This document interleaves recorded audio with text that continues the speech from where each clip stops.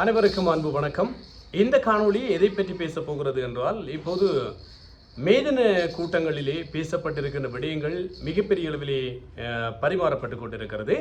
இலங்கை ஜனாதிபதி அனுரகுமார திசாநாயக்க நுவரெலியாவிலே இன்று பிரதான மேதின கூட்டத்திலே கலந்து கொண்டு உரையாற்றியிருக்கிறார். அவர் சொல்லியிருக்கிறார், ஆட்சி அதிகாரத்தை யாராலும் அசைக்க முடியாது, மக்கள் எங்களுக்கு மிகப்பெரிய அளவிலான நம்பிக்கையையும் ஆதரவையும் கொடுத்து கொண்டிருக்கிறார்கள் என்று அனுரகுமார திசாநாயக்க அவருடைய உரையிலே குறிப்பிடப்பட்டிருக்கிறது. இன்னும் ஒரு விஷயத்தை அனுரகுமார திசாநாயக்க குறிப்பிட்டிருக்கிறார். அப்படி என்றால், இந்த திருடர்களை பிடிப்போம், திருடர்களை அடைப்போம் என்கின்ற கதை பல நாட்களாக இருக்கிறது தானே.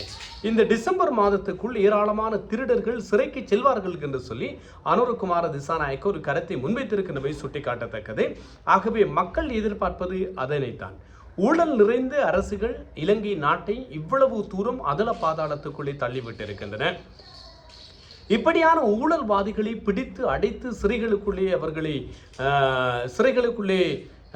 அனுப்ப வேண்டும் என்பதுதான் எல்லோருடைய எதிர்பார்ப்பாகவும் இருக்கிறது. ஆனால் அனுர ஆட்சிக்கு ஓராண்டை கடந்திருக்கிறது. 2வது ஆண்டிலே அவர்கள் பயணித்துக் கொண்டிருக்கின்ற போது இந்த விடயங்கள் எதுவும் இதுவரைக்கும் நடக்கவில்லையே என்பதுதான் மக்களினுடைய மிகப்பெரிய கவலையாக இருக்க மேதின கூட்டத்திலே அனுரகுமார திசாநாயக்க சொல்லியிருக்கிறார். இந்த ஆண்டுக்குள் திருடர்கள் அனைவரும் சிறைக்கு செல்வார்கள் என்கின்ற விதமான கருத்து வந்திருக்கிறது. இது ஒரு புறம் இருக்க, இலங்கையினுடைய தற்போதைய அரசு என்பிபி அரசு தேசிய மக்கள் சக்தி அரசாங்கத்திற்கு மக்கள் மத்தியிலே எப்படியான ஆதரவு இருக்கிறது என்று சொல்லி ஒரு ரகசிய கருத்து கணிப்பு ஒன்று மேற்கொண்டிருக்கிறார்கள். இந்த ரகசிய கருத்து கணிப்பின் அடிப்படையில் இப்போதும் மக்களினுடைய ஆதரவு என்பிபி அரசாங்கத்திற்கு இருக்கிறது என்கின்ற தெளிவான முடிவு அரசினுடைய உயர் மட்டத்தின் கைகளுக்கு கிட்டியிருக்கிறது. இது புதிய அரசாங்கம், இப்போதுதான் 2வது ஆண்டு. ஆகவே கால அவகாசத்தை நாங்கள் கொடுப்பதில் தப்பில்லை என்று ஏராளமான மக்கள் அந்த கருத்து கணிப்பிலே கருத்துக்களை தெரிவித்திருப்பதாக ஒரு பிரபலமான தமிழ் பத்திரிகை ஒன்று செய்தி வெளியிட்டிருக்கிறது என்பதும் ஞாபகப்படுத்தத்தக்கது. ஆனால் இந்த அரசு மீது அடுக்கடுக்கான குற்றச்சாட்டுகள் வந்த வண்ணமாக இருக்கின்றன. இதில் பிரதானமான குற்றச்சாட்டு, இவர்கள் உண்மையானவர்கள், நேர்மையானவர்கள், படித்தவர்கள் என்கின்ற கதை இருந்தது. ஆனால் அந்த கருத்து சபாநாயகர் போலி கலாநிதி பட்டத்தை காண்பித்து ஆட்சி அதிகாரத்திலே வந்தார். அவருடைய அந்த போலி கலாநிதி பட்டம் அரசாங்கத்திற்கு விழுந்த மிகப்பெரிய ஒரு அடியாக இருந்தது. இவர்களும் ஊழல்வாதிகள் தான், இவர்களும் பொய்களை அடித்து விடுபவர்கள் தான் என்கின்ற குற்றச்சாட்டுகள் எழுந்திருந்தன என்பது ஞாபகப்படுத்தத்தக்கது. இது அரசாங்கத்தின் மீது சபாநாயகர் மீதான இந்த போலி கலாநிதி பட்டம் என்பது மிகப்பெரிய சர்ச்சைக்குரிய ஒரு விஷயம். இதே போன்று இன்னும் ஒரு விஷயம் இந்த கண்டெய்னர்களை சரியான முறையிலே அனுமதிக்காது ஊழல்வாதிகளினுடைய கண்டெய்னர்கள் விசாரணைக்குட்படுத்தப்படாத நிலையில் விடுவிக்கப்பட்டன என்று சொல்லி சுங்க திணைக்களத்தின் மீதும் அரசாங்கத்தின் மீதும் குற்றச்சாட்டுகள் வந்தது. அதற்கு அரசாங்க தரப்பிலிருந்து கொடுக்கப்பட்ட அழுத்தங்கள் தான் சுங்க திணைக்களம் அந்த கண்டெய்னர்களை எதுவிதமான சோதனைக்கும் உட்படுத்தாத நிலையில் விடுவித்தது என்று சொல்லி ஒரு பாரதூரமான ஒரு பிரச்சனை வந்திருந்தது. இது 2வது விடயமாக இருந்தது. 3வது விடயம் இப்போது இந்த நிலக்கரி ஊழல் விவகாரம் என்று சொல்லப்படுகின்ற இந்த நிலக்கரி ஊழல் விவகாரம். நிலக்கரி இறக்குமதியின் போது தரமற்ற நிலக்கரி இறக்குமதி செய்யப்பட்டது என்கின்ற குற்றச்சாட்டுகள் முன்வைக்கப்பட்டது. எதிர்க்கட்சிகளும் கூட இந்த மாதிரியான குற்றச்சாட்டுகளை முன்வைத்து அரசாங்கத்தை கடுமையாக விமர்சித்து வந்திருந்தன என்பதும் ஞாபகப்படுத்தத்தக்கது. இப்படி 3 பிரதானமான குற்றச்சாட்டுகள் இருக்கின்ற போது இப்போது அரசாங்கம் 4வது 5வது குற்றச்சாட்டுகளிலே சிக்கி இருக்கிறது.